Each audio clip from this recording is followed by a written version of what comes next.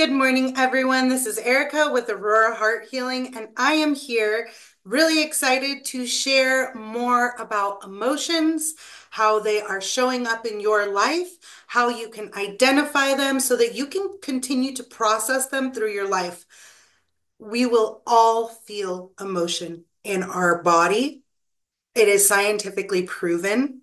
This isn't just woo-woo stuff. This is actually physical, scientifically proven stuff here. Um, One of the people that taught me the most about this was Brene Brown, Atlas of the Heart.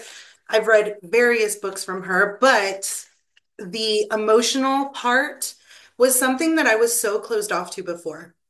And the more that I have been able to understand what I'm going through, how I'm feeling, what it is that my body is telling me through any given moment, the more I've been able to react differently.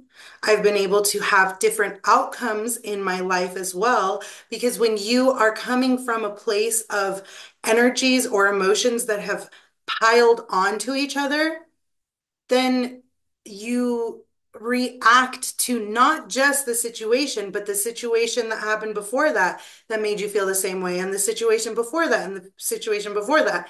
And all of a sudden, you have this huge snowball effect of emotion that creates this enormous emotional reaction. And that can be devastating to ourselves as well as the world around us.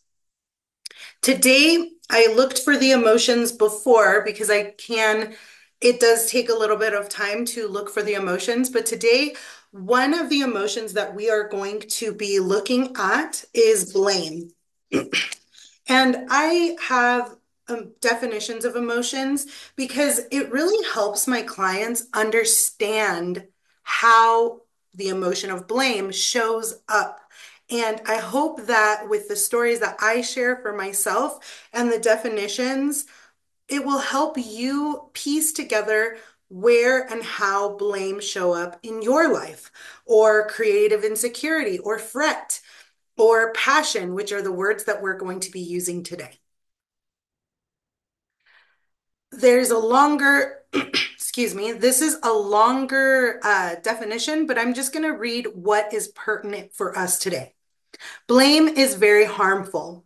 When you blame something or someone else for the problems in your life, you become a passive victim of your circumstances, and you make it very difficult to do anything to change your situation. You become powerless to change anything. The blame game hurts your personal sense of power. You have to take responsibility for your problems before you can hope to change them. The biggest thing I will share with you, a story. I was in a domestic violence relationship way back when. And I stayed in that relationship for a period of 8 years on and off, back and forth. And it was so devastating to me because I didn't know why he was doing this to me. Being hit, being threatened, all of the different issues, being cheated on. I kept saying, "Why are you doing this to me?" And in that, and trust me, I understand what it's like to be in a relationship where we don't know why things are happening. We just know that it hurts. At one point, after my second daughter was born, I started thinking to myself, what is it that I can do to change this circumstance? And the emotional reactions that I was having were indicative of the mindset that I was in. I started fighting back, which was a very big contrast for me because before I didn't hit back, I just would take it. At one point, I started fighting back, which it makes abuse a lot worse, of course, because now you're having two people engaging. But a few years later, I had my last daughter, and I had finally cut off ties with my ex, and I was no longer in an abusive relationship.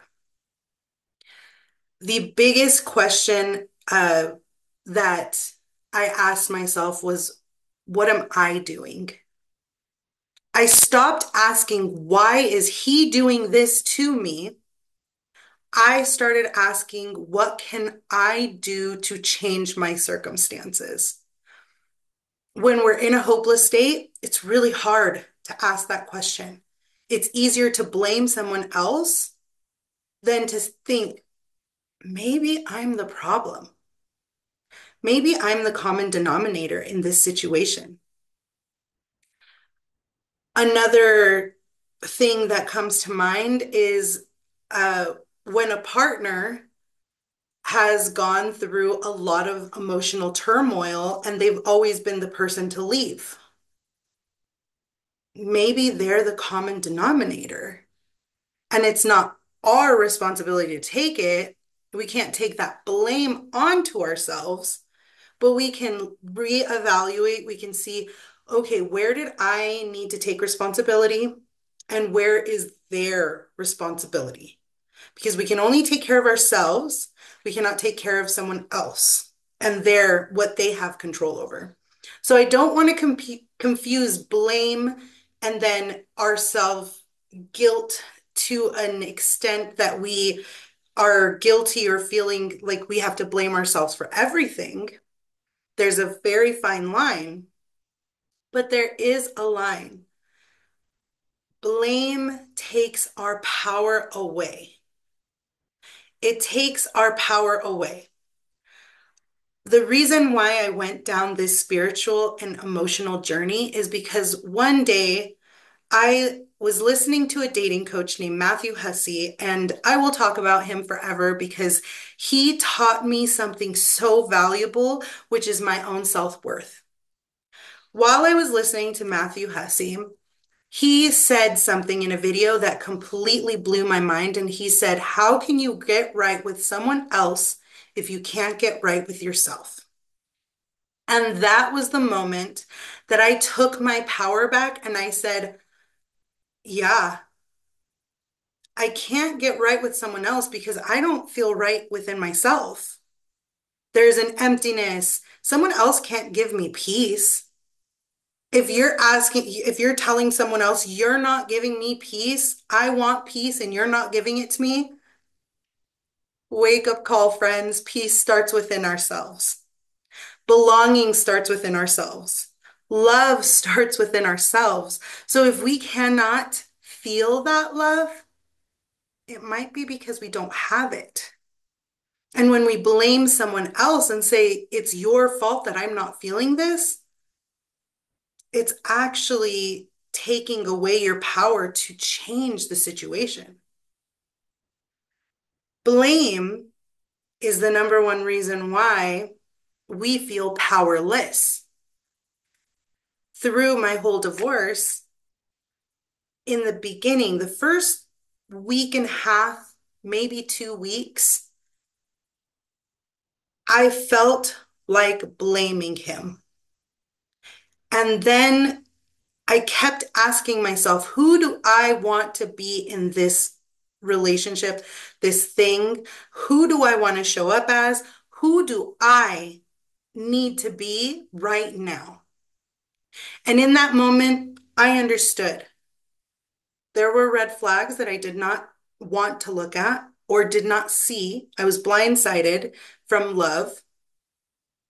And then I started asking myself questions.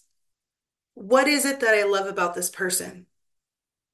And then more and more that I started evaluating that, it was more the idea of this person because emotionally they weren't fulfilling. Strategically, like I don't need money from anyone. I know universe got me, but I do need support and love and comfort. And I wasn't receiving it from this person. So then I was like, okay, well, now I can receive it for myself. And I stopped looking externally to this person that wasn't fulfilling my needs anyway. And I took responsibility and said, you know what? This wasn't good for me either. It wasn't good for me because I became responsible for someone else, two other people's emotions. And unfortunately, they were not being responsible for their own. They were blaming me for the way that what the way they felt, which is disempowering. And then I started blaming myself for it. It became this huge blame game of, if I could only do more energy work for them, then maybe they would be able to feel different or look at life differently. If I can just be more positive and show them what else, like there's so much beauty in the world. Look at the clouds, look at the sky, look at the beautiful critters in the world. We can go and hug a tree, we can go ground. But if they're not willing to take that into themselves, then I've done everything I could and I don't have to blame myself for lack. So, where is blame showing up in your life today? How is it creating a snowball effect in your life where you think that this is all your fault, or you are giving away your power and you're saying, this is your fault. This is your fault. If you didn't do this, then I wouldn't this. The moment I decided this is not right for me,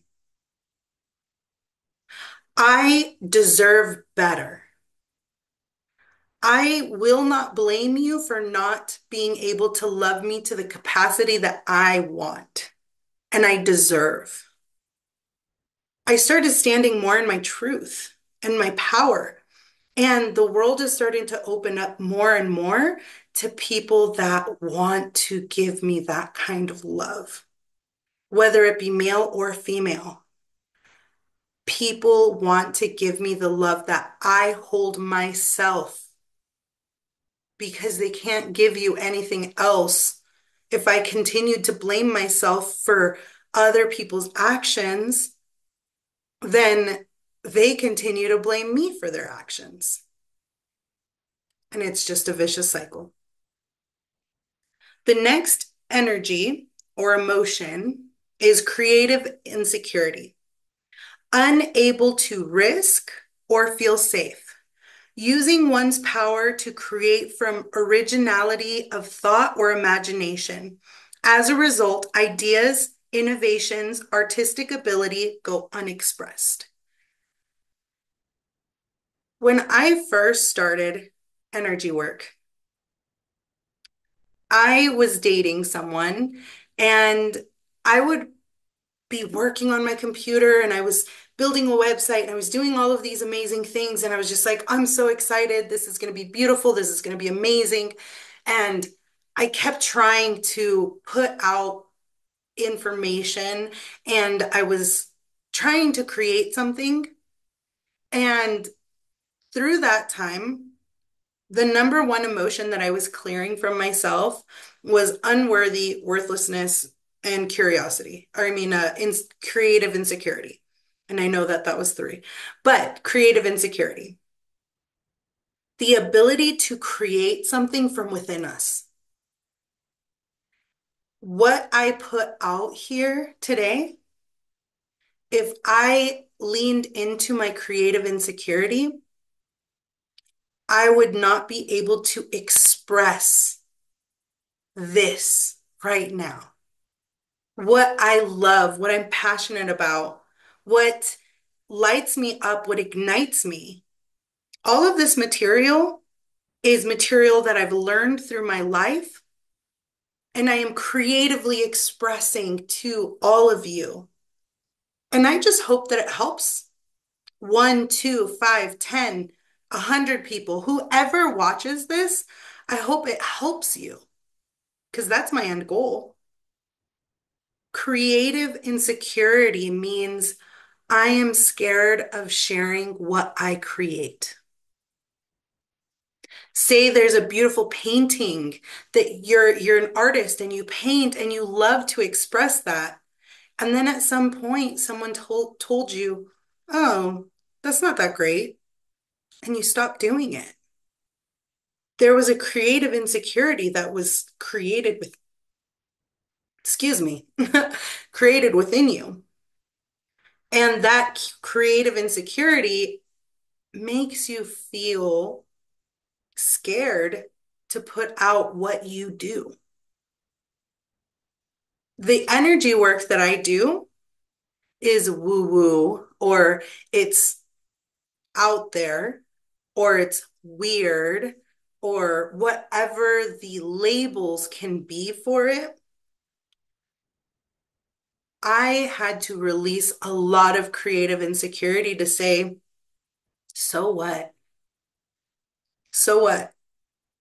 You can think what you want to, but I'm not doubting myself anymore because I have felt the shifts of energy. I have seen the changes in people that are willing to put this. Just a few months ago, I had a client send me a text message that said, thank you so much for the work that we did together. And it was a picture of their 9-month sobriety chip. And they said, I couldn't have done this without you. What if my creative expression hadn't have come out and I found all of these different things and I'm going to find a different way to help you heal and move forward. And it's different than anything that's ever been out there. This person might have spent the rest of their lives shortening their life from drinking or continued their life the whole time without being sober.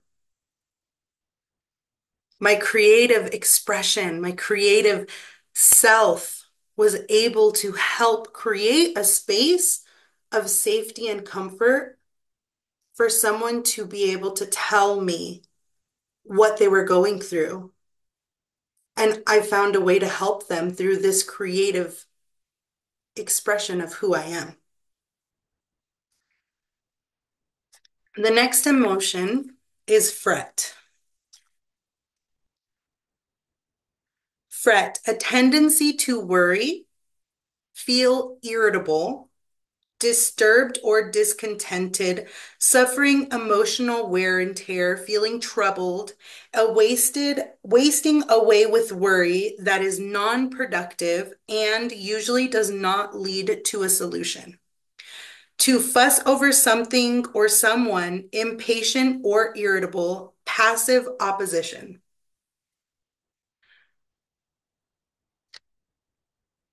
When we are constantly worried or fretting over something, it can lead to creating something bigger. And with this, I'm thinking about this past relationship where no matter how good things were, there was always this underlying worry. And I think that for me, I was constantly worried because there was so much being left unsaid. I could feel the tension building. And I just felt like if I threw more positivity at it, then it would resolve itself. But I also understand too that passive opposition, that at a certain point, this person was in constant competition with me. And no matter how much I tried to say, like, we're in this together, we're a team, let's work on this, let's do this, we've got this, like, I've got your back. There was always this opposition of like cynicism or sarcasm or the best words. I don't really know exactly what to say. It was hopelessness, um, sarcasm, pessimism, best word to say it, pessimistic mindset. I'm naturally very optimistic. So I think it's okay. We've got this. I pray to my parking angels and I'm like, hey, parking angels, get us a good spot, please. And thank you when we get there. And like 99% of the time, I've got a great spot because I trust so much in the process. Even through my whole life's experience, even through some of the toughest heartbreaks I've had, I've said, I know there's a reason for this. There's a connection to this. Maybe there was someone that I'm supposed to meet that is going to change my life the way that I've changed others. And fretting is a tendency to worry that something's going to go wrong. There's a pessimistic mindset that is in there. I'm seeing orbs while I'm talking about this. Wasting away with worry is not really productive.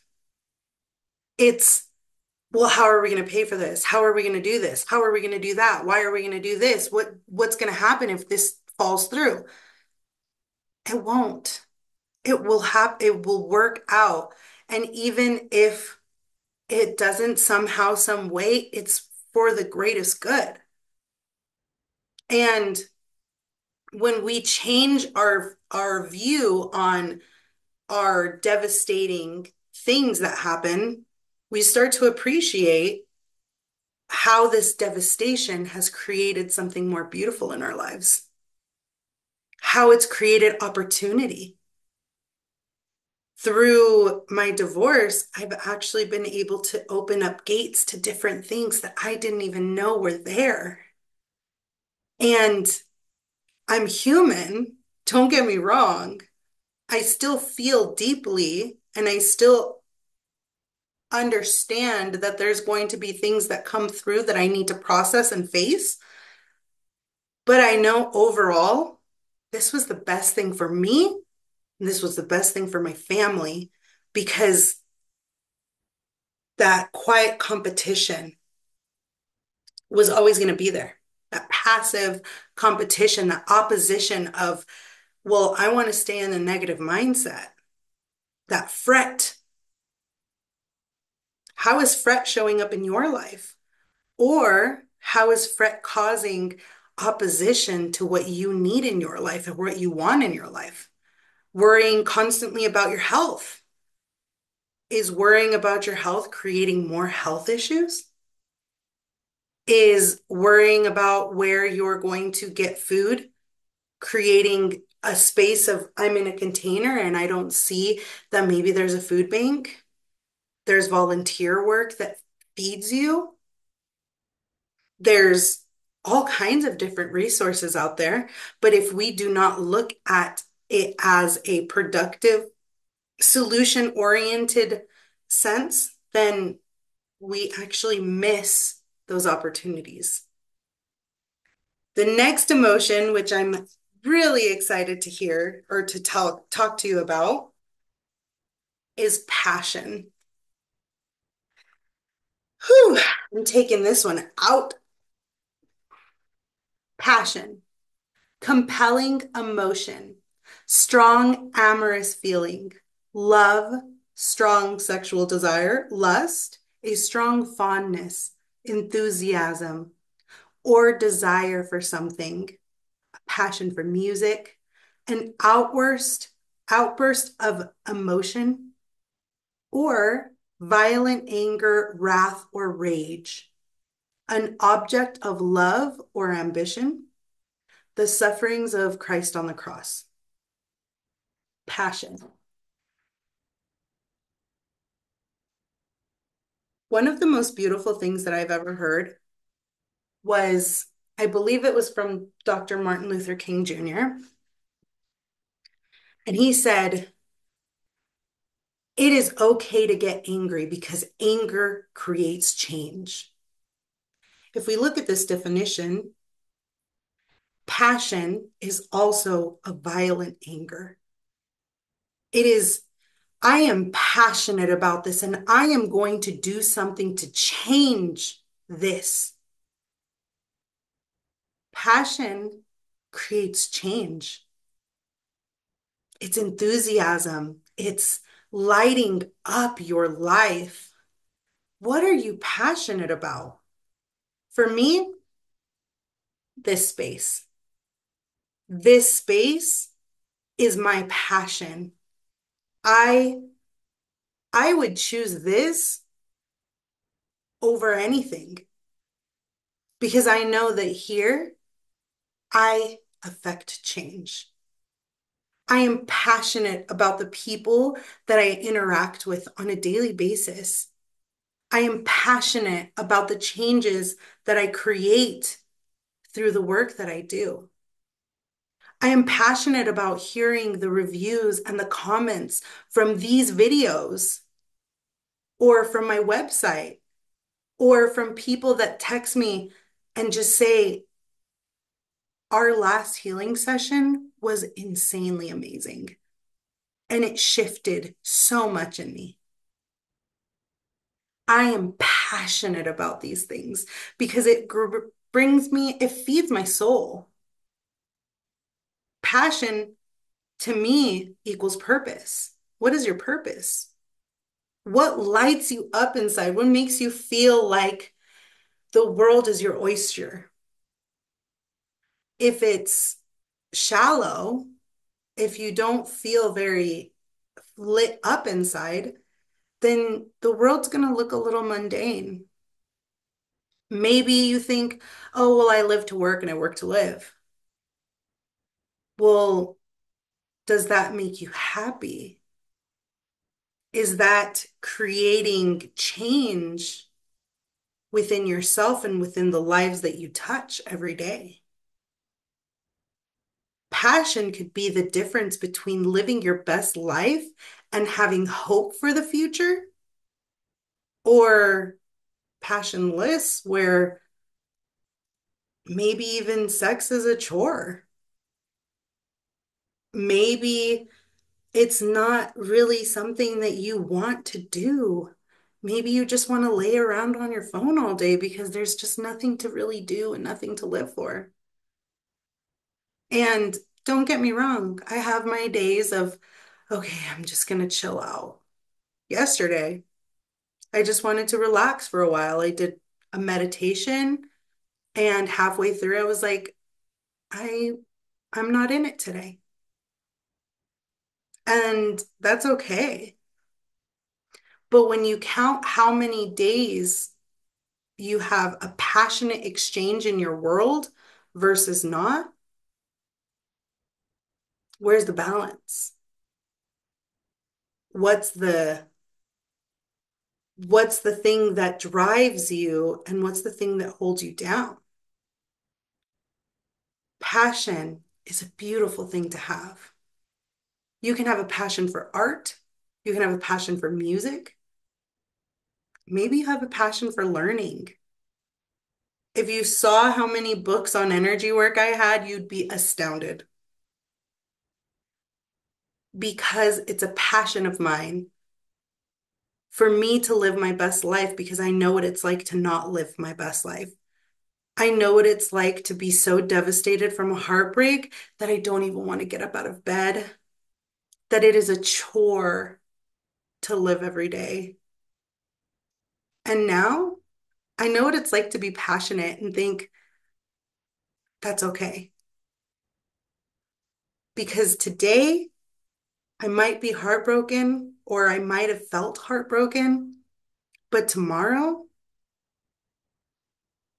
the passions that I have in my life are giving me an ignition, a spark to grow and to build and to live my life to the fullest, no matter the circumstances that are going on. Because circumstances are going to happen. But when we don't understand what emotions we're encountering, blaming someone else, taking our power out of ourselves and saying, here you go. You want to see me miserable? It's your fault that I'm miserable. Who gets that power over you? The audacity. No one gets that power over you unless you give it. Creative insecurity. If it were up to my mom, I would never do this. And that's okay. My creative expression is worth more than someone else's approval. And if I was in my old mindset, I would have said, it's my mom, she's not going to like this and I just can't do it. It's not good. She doesn't believe in it. Creative security means I believe in it and I'm going to do it. Fret. Have there been days where I worry about paying the bills? 100%. Have there been days where I am concerned about what it is that's going to happen? Yeah. But is that going to take away from me continuing to live my passion every day? No, because my passion is greater than the worry that I feel inside. And knowing, oh, I'm feeling worried, or I have this underlying feeling of a passive opposition within me, like, oh, what if it doesn't work? What if it doesn't? But passion says, what if it does? I hope that today, my challenge for you is that you find what is igniting your soul, what makes you passionate, what makes you feel fulfilled. Because that right there, that passion, that fire within you, if you feel like it's dead, trust me, it could be reignited. When I was a kid, I remember telling myself, when I was like 9 years old, I said, all of the things that have happened have killed my light inside. And I lived for years without that light, without that passion, without that love. And one day, years ago, I found the emotion code and I found Matthew Hussey and I found Barbara Ann Brennan and I found Brene Brown and I found Tony Robbins and I found so many other inspirational leaders that showed me that they've come from pain and suffering too, and that we can come out on the other side passionate about life, looking forward instead of looking back and saying this is their fault for doing this. When you need help finding that passion, I'm here because you can either live a passionless life where everything is their fault, it's you, or you can live a conscious, aware, passionate life where you say, I am taking my power and no one can have this. And I'm not going to let fear and insecurity take what's mine. So live in love and light, my friends. Live in beautiful passion because that's what we were made for. That's who we are inside. And I know what it's like to live without it.